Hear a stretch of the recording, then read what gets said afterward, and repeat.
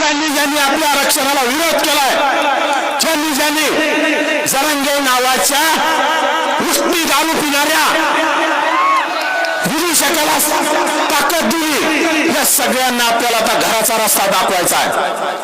जरांगे म्हणत होता आम्ही ओबीसींना घराचा रस्ता दाखवू, परंतु आम्ही विधानसभेला ओबीसींचे 18 आमदार वाढले आणि मराठ्यांचे 40 आमदार करून दाखवले, कमी केले. आणि येणाऱ्या काळात ही तर सुरुवात आहे, पुढच्या वेळी 100 आमदार त्यांचे कमी झालेले दिसतील, परंतु तुम्हाला आमच्या पाठीशी उभं राहावं लागेल. आम्हाला काही पाहिजे नाही, ओबीसीचं अस्तित्व टिकलं पाहिजे.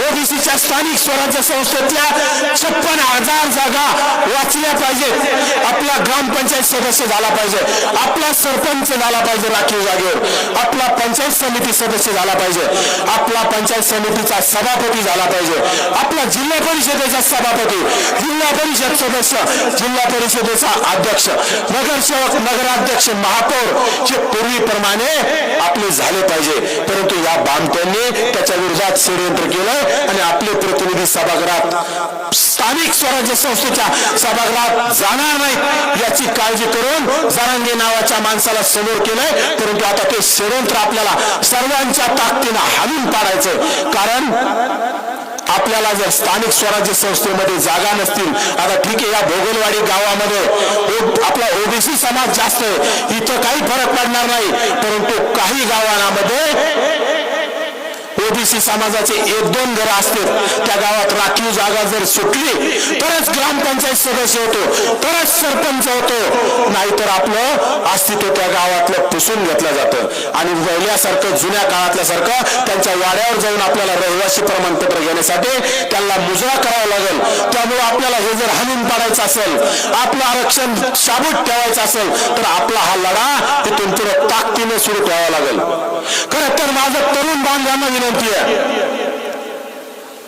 की सोशल मीडियाच्या माध्यमातून आपल्या नेत्याविषयी गरळ ओकले जाते, आपल्या दैवतांविषयी गरळ ओकले जाते.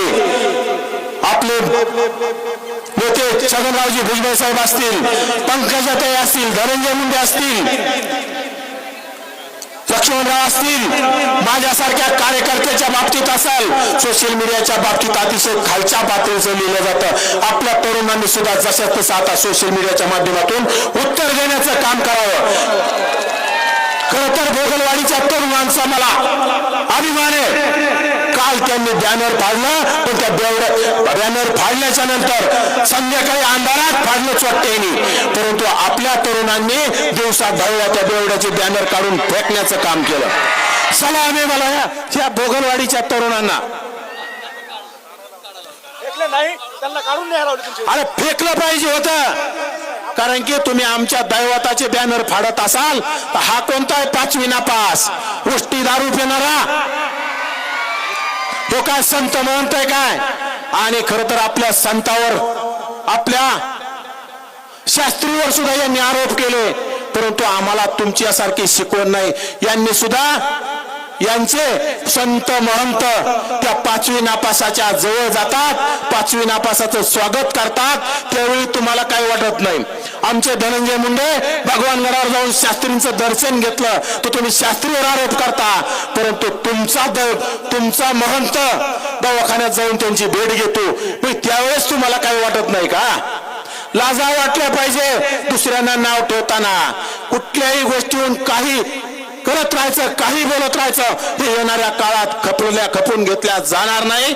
हा लढा आता पेटलेला आहे, ओबीसी पेटलेला आहे, ओबीसी आता शांत होणार नाही.